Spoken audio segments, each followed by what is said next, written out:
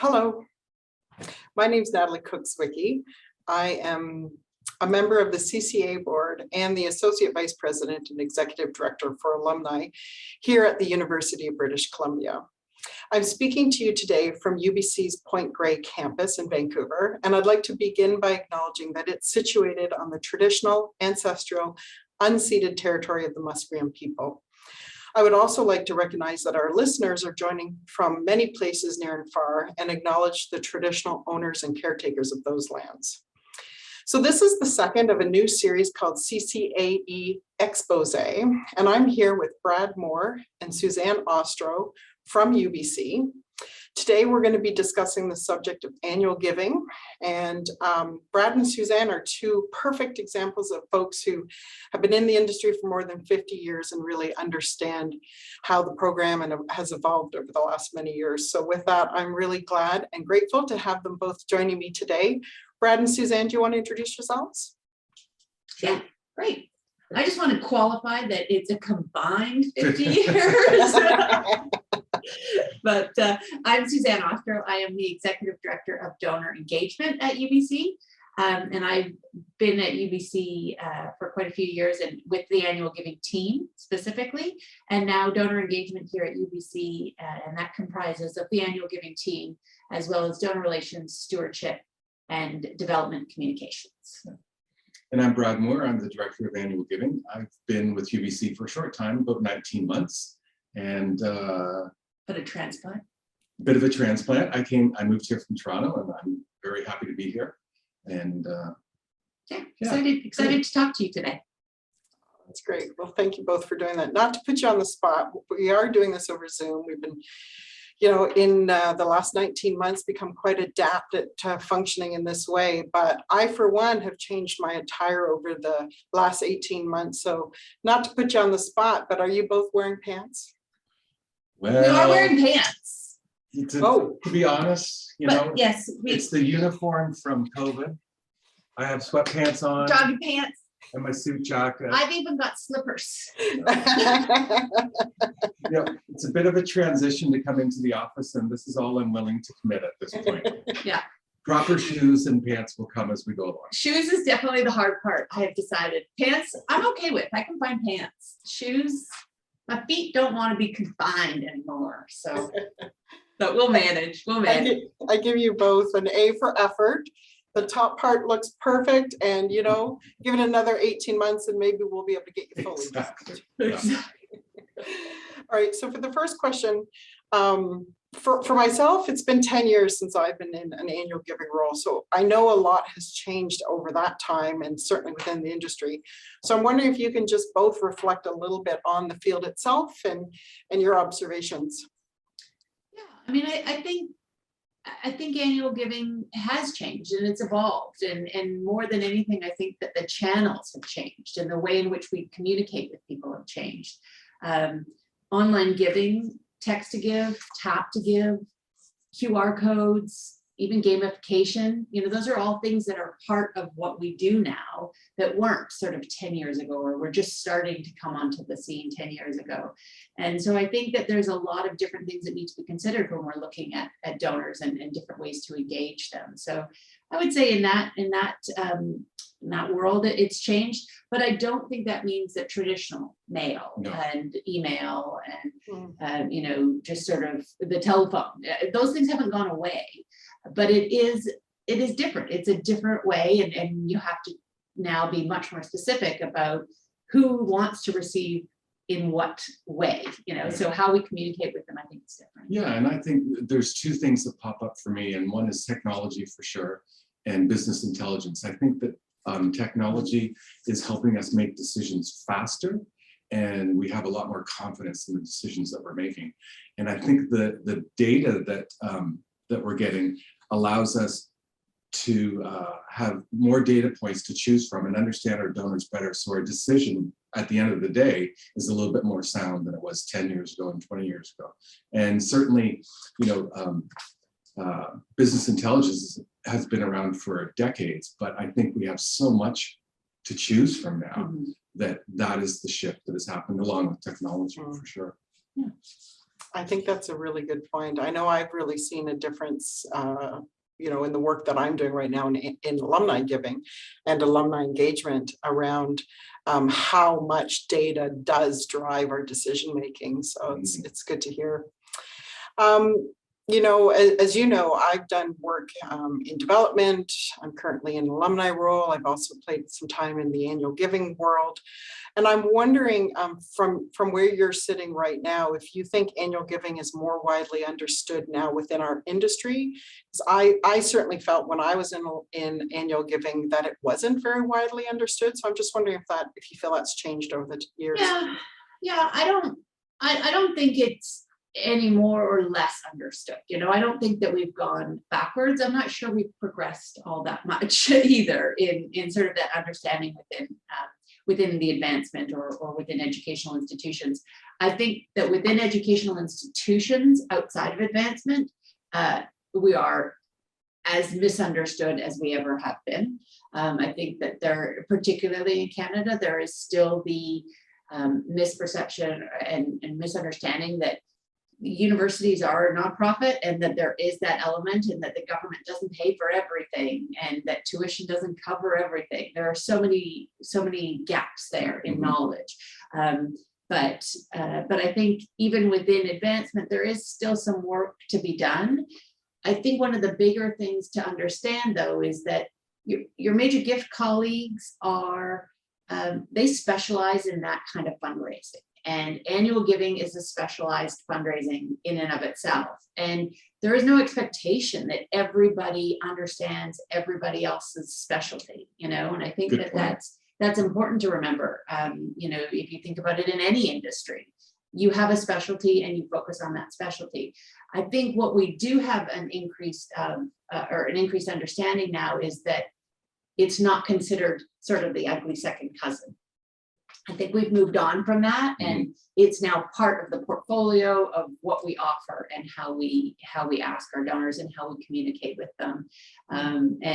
We look at different ways of doing things and all the different processes that might happen. But on the whole, whether it's a major gift team or even the financial processing team, everybody has to be a part of all these different pieces. And I think annual giving slots in really nicely. And for me, especially at UBC, I would say it's now part of the advancement team and really considered one of the key points. As a whole on the industry side, I think we're getting better, but we're not fully there yet. Yeah, I totally agree. I think there's quite a bit of work to be done yet on getting that acknowledgement with our peers inside the organization. But I also think that the more we engage internally and externally with our colleagues and with our donors, the closer they'll come in to us. So I know in the past, the more that I became engaged with donors in particular, and they understood their value and their role in annual giving, then they understood what annual giving was all about. And then you have great champions in that way. And I know Suzanne has done a lot of work over the years to promote the profile within UBC of annual giving. And she's done a great job on that. And it's my job moving forward to make sure that I can keep that moving forward. But it is a bit of a job for sure, for sure. But it is changing slowly. Oh, it's good to hear. So this next question I'm particularly interested in, as the person who leads the alumni engagement efforts for the university. Annual giving connects with our alumni in ways that many others don't have the opportunity. And so I'm wondering if you see your role as transactional or a part of this bigger relationship, and maybe we can talk about it in context to the university and the targets that we set in annual giving. Yeah, I mean, I think the reality is for me, it starts off as transactional in that someone's first gift to the university, it may have been because someone asked and they felt responsible or felt guilty, or someone did a crowd fundraising campaign, or someone called and they didn't feel like they could say no, whatever the situation is that got them going. Or they had an amazing experience and they wanted to give back. It's often that first gift is transactional. But what annual giving needs to do, and what the team, no matter how they're having those conversations and engaging with the donors, is building from that transaction. So that initial gift might be a transaction, but we need to make them feel like they are part of the larger group and really part of the family and the community and that sort of thing. I do think that educational institutions have a little bit more of, I give out of sort of responsibility, a little bit less, at least at the annual giving level, a little bit less of waiting for the impact and seeing the impact, because it's a different kind of approach. You know, we are looking at a long term. You're not following this one student through the course of their education, or if you think of healthcare, you're not helping this one child get over an illness or whatever that may be. So there is a bit of a transactional nature to it, but I think what annual giving has done as a whole in the industry is change that to make it part of that bigger picture, because ultimately what we do need to understand, and certainly is understood here at UBC, and I think at many institutions, but is without those transactions and building them into a much more cohesive and community-based sort of feeling, there aren't going to be the bigger gifts. You need to have those initial transactions and build that relationship up so that there is that bigger gift later on. And whether it's making a bigger gift because you're a loyal giver, or whether you are actually become a major donor that has your name on a building or whatever it may be, all of those things start from the transaction. And it's how we affect them and how we build on them, how we take their alumni experience and interact with that. You know, if it's a parent, how we, engage them with the stories of being a student here that their child never tells them about, whatever it may be. That's the transaction, that's the changing of transactional into a bigger impact. So I think that's really where we have to end up, is in the bigger impact.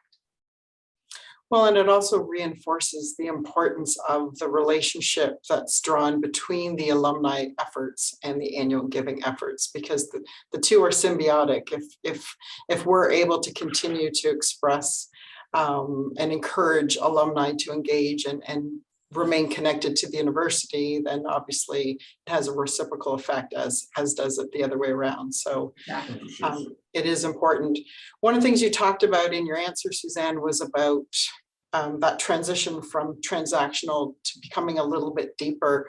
So I'm wondering if you can talk a little bit about leadership giving within the context of annual giving.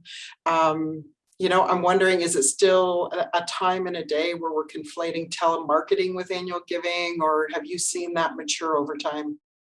Well, I definitely think that there are leadership gifts within annual giving. It just takes a little bit of data mining and a little bit of research to find them.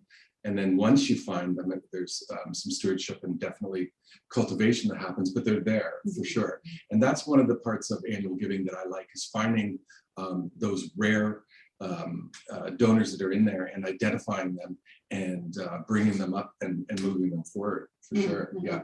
And I think on the telemarketing side, there is still a little bit of conflating. I think people do automatically think that we are the phones, but the reality is everybody, all the schools this year had to change the way they're doing the phones, and everybody's going to have to rebuild the way they're doing the phones from now on. So I think the telemarketing side still exists, but I think it's a totally different view than what we had before. Oh, for sure. The strategy that we put into our phones is not unsimilar to the strategy that we put into direct mail or email or online or social media.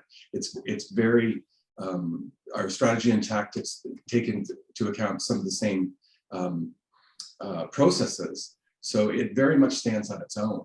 And it's a channel for us that is really important and will continue to be for sure. So I don't know that it is the only way that people identify us.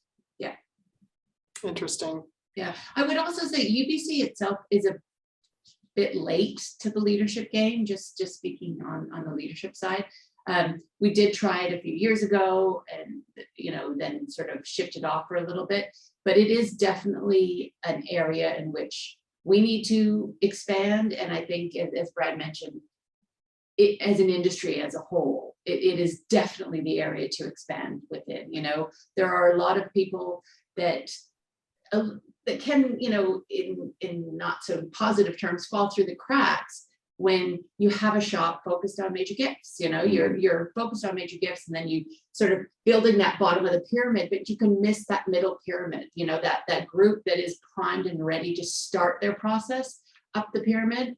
And that can be hard sometimes, you know, if you don't have a group dedicated to it, and UBC now does, but we were without for a little while. So it does take some effort and some sort of true focus on it, but I think it's definitely something that a lot of schools across Canada have been doing, and certainly something we're learning from. Yeah, I can appreciate that it would take an additional level of resources and capacity to pull that group out and develop further strategies. So it's good to hear that you feel that we're making a little bit more headway, at least here at UBC, because I do think there's a huge opportunity in that space. Yeah. One of the things I think is commonly understood about annual giving is that there's a fair amount of support through annual giving around supporting students, you know, with scholarships and bursaries and what have you. I'm wondering, Brad, if that's expanded at all in more recent time. Are we seeing some success in fundraising in other areas? I'm thinking specifically like research, for example. Yeah, definitely, for sure. And most recently, probably in the last year anyways, we're working on a couple of appeals right now that are focused on the environment and on some research for science. And before, I think they would have been smaller campaigns and wouldn't have appealed to as broad a base that we've put them out to this time in particular. One of the appeals deals with kids and an introduction to forests and science in a way that is not a traditional type of appeal for us. And all indications so far is that it is resonating with our donors and our alumni. And we are getting all the types of responses that we wanted, the feedback that we wanted, the gifts that we wanted. So for sure, and I'm really interested to see what's going to happen post-appeal and what the analysis looks like, and who were the people that responded to this appeal. What common data points do they have that I can identify within our larger base, and maybe pull those people out and start to go, okay, these kind of appeals are going to start to resonate with this kind of a group. So it's really in this COVID period, and when times are kind of uncertain, it's kind of reassuring to get a really happy piece of mail about taking kids through a forest and introducing them to science in that way. So I think it really resonated, rather than a standard appeal for student support. Now, I'm not second guessing you, but I do think that the student appeal is still the appeal, right? Absolutely. I mean, our donors are still looking to support students, but I agree with you that particularly on this coast, you know, the environment and the forests and the oceans and the animals, that is still very much ingrained in what we do, and the passion that people have. But there's always, even in the research appeal or even in the environmental appeal, there's a tie into the student and the student life, you know, and when they're doing, when an annual donor is giving a small or a transactional gift, they're the only impact that they're ever going to really feel is when it's at the student level, you know. So whether it's being able to take a student that isn't yet a UBC student and have them experience the forest with UBC staff and students taking them through, or whether it's research, whatever it is, ultimately it is the student experience that really ties us to our alumni and ties us to our market. Yeah, I think these kind of appeals just add a little bit more depth to what we're doing, right? And make it a little bit more 3D, rather than just 1D all the time. And I think the timing is perfect. It's just it's a little bit different during this period. So. Yeah.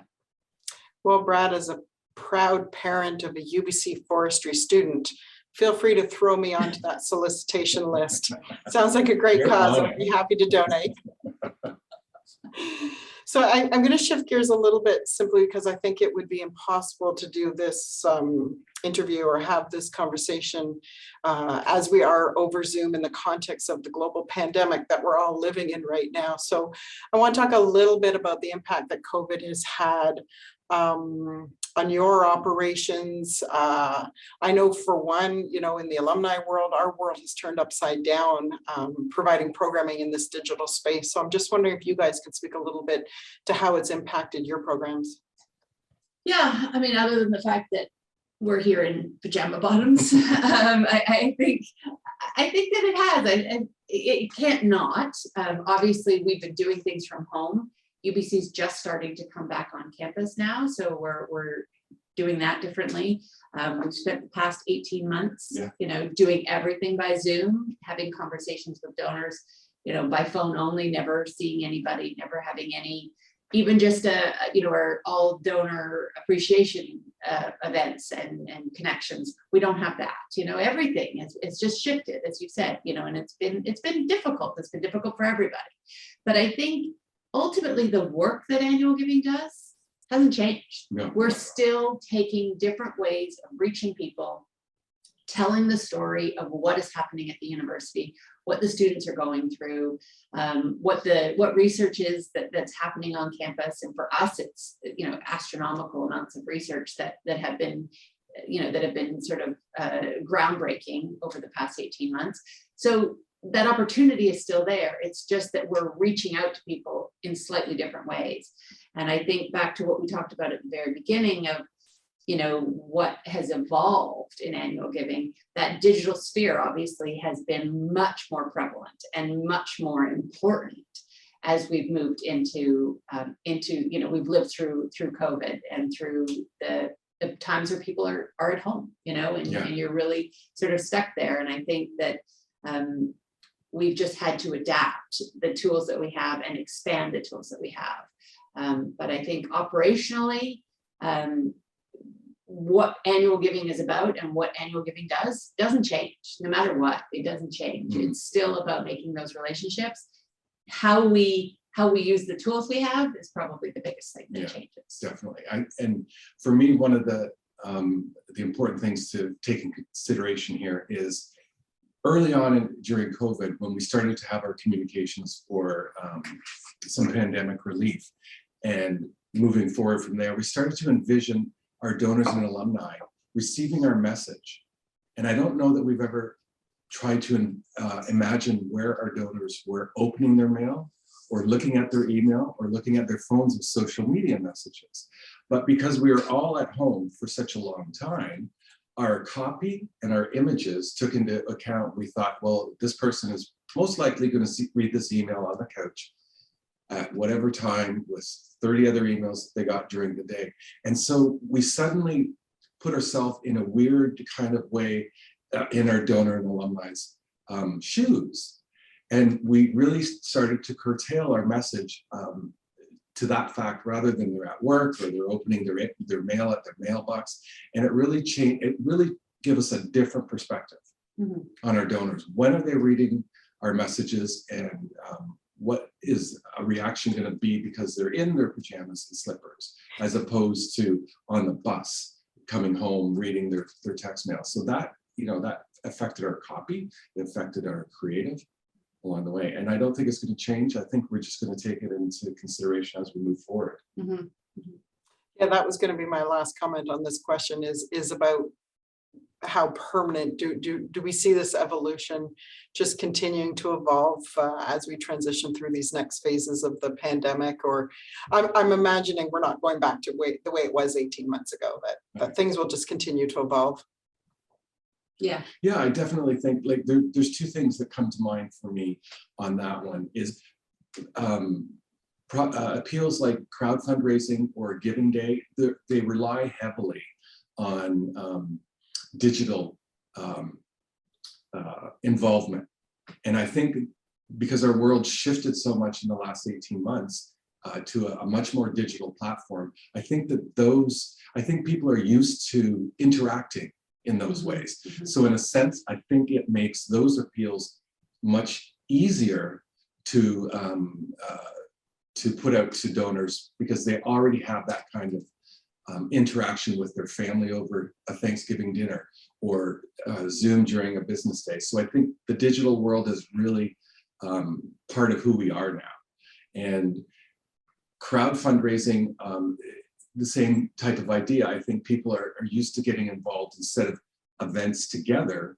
They have to think of how do we get involved in this cause or this event, this thing together. Well, we'll do it digitally to be on the safe side. So I don't think it's going anywhere. In fact, I think it's going to become bigger. And I think the great minds need to come together and completely redevelop a lot of those efforts as we move forward. Like, what does a giving day look like? What is crowd fundraising? How do we engage our donors and alumni continually and in a new way? Mm-hmm. I think one of the things, sorry, I hadn't thought about it until you were mentioning there, but with crowd fundraising, one of the things that one of the advantages to crowd fundraising is that you have somebody else doing our work for us. Yes. You know, so not that we want to, you know, push our work off onto somebody else all the time, but there is that, it adds that third party element to things. And it used to be a real anomaly. It used to be, oh, I did something on GoFundMe or you know, oh, I saw something on Indiegogo or something, and it was a bit of you know, a nuance, a bit of a special thing, but it really isn't anymore. A lot of people did you know, marathons on virtual marathons where they were supposed to track the amount of time that they did, and then they submitted their race, you know, information and that sort of stuff. As you said, it changed. We had a different experience. So those pieces, I think, are going to be there. And I think it's going to be up to us to really evolve with that and take advantage of the fact that we now have third-party people willing to help us, that we can either, you know, let them do it one time or find a way to engage them and keep them going and help continue to help us raise money and work with them in those ways. So I think that's another thing that will evolve, and operationally we'll have to change the focus that we have a little bit. So I think that's a really good point. And I'm going to ask one last question, and I'm going to ask this question in context of the fact that we're doing this for CCAE. This is a Canadian association for people who are in our industry. And Brad, you referenced, I think you used the term great minds coming together to think through what this evolution is going to look like. So I'm wondering if you see any value in reaching out to other Canadian universities or this network that we work within. And I'm thinking in the context of, do you see other people, or are you interacting with other people that are dealing with these same challenges, that you think there might be some benefit or synergy to working together? Mm-hmm, mm-hmm. I mean, I think for me, because I've been here at UBC for so long, I have a network of people that I reach out to. It's certainly all members of CCAE, you know, and I think Brad will build that, you know, as he continues. But wholeheartedly, I think that is one of the key points for annual giving, is you have to be reaching out to other institutions, other universities, post-secondary or secondary, or, you know, anybody in a different experience. It doesn't really matter. We even reach out to the health institutions, social services, all sorts of different things, because everybody has a different experience, but ultimately we're doing the same thing. And I think that you can get some real value out of talking and hearing what other people are doing. And for me, I have been having, you know, spent years before this outside of the public sector, and really being very hesitant to talk to your competitors, you know, quote unquote competitors. It was really refreshing to come into a university environment where people were willing to share that and have that experience. And I think that that's amazing, you know, for me to pick up the phone and phone U of T, phone McGill, phone Calgary, whoever, but to be able to do that and say, this isn't working for me. What is it that you're doing that's working? Or this is really working for me. Are you guys experiencing the same, or is this an anomaly? Whatever it may be, to be able to have that, whether it's at a conference, if we ever go back to actually being in person at conferences, or just picking up the phone, writing an email. I think that is, it's an underrated resource that you have, in any industry, Yeah. as long as you're talking about sort of that direct response, Yeah. that fundraising side, I don't think that it's undervalued, or I think it's undervalued. I think you're right there for sure. Most recently, probably about 8 months ago, there was a group that got together and from different universities right across Canada, and I got invited to a Zoom meeting, and then subsequently we all got together with a vendor to ask vendor questions. But first off, I couldn't understand how all these people got together from different universities and were freely chatting, because that wasn't my experience, but we were. And then we got together with the vendor, and we had, as I said, different universities from across Canada, and we started to grill the vendor on all these very common problems that we had. So it was great to know that there's support out there. And if I have a business problem, likely somebody else at another university has had the same one or going through the same thing. So it's a great community for sure. I'm laughing because Suzanne and I worked together 10 years ago when she was having this experience about being introduced to CCAE and the fact that there was this network. And I remember vividly, Suzanne, me saying, well, reach out to our colleagues at the other universities. And you were shocked that I would think people would openly share, and why would, and I remember that distinctly because it was just so not a part of an experience you had outside of this world. Yeah, and now I can't imagine not picking up the phone and phoning another university or another charity and saying, how are you making this work? Because it's not working for us, and it's a difference, but it's a real, it's really nice and refreshing to know that you have your colleagues and you have your major gift colleagues, you have your financial department colleagues, you have everybody within your institution to talk to and to think through, but you've also got the ability to pick up the phone and talk to other people, and that's just not something that most industries have, and that's a real benefit. And I don't even know that other charities necessarily have it, or if it's it really is sort of an educational institution thing, but it's really nice and something that I encourage people to really take advantage. It's a nice safety net and a nice network to be part of. Yeah. I think that helped over COVID too. I think we were able to reach out, and we were all experiencing things that you didn't have to think, oh, I failed.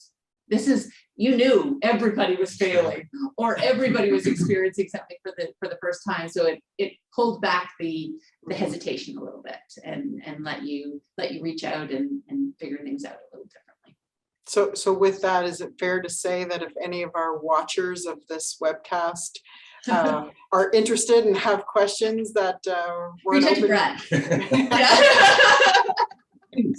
No, I do think I think so, and I think everybody's I think anybody at any of the institutions, but certainly Brad and I are happy to talk to people and discuss different opportunities.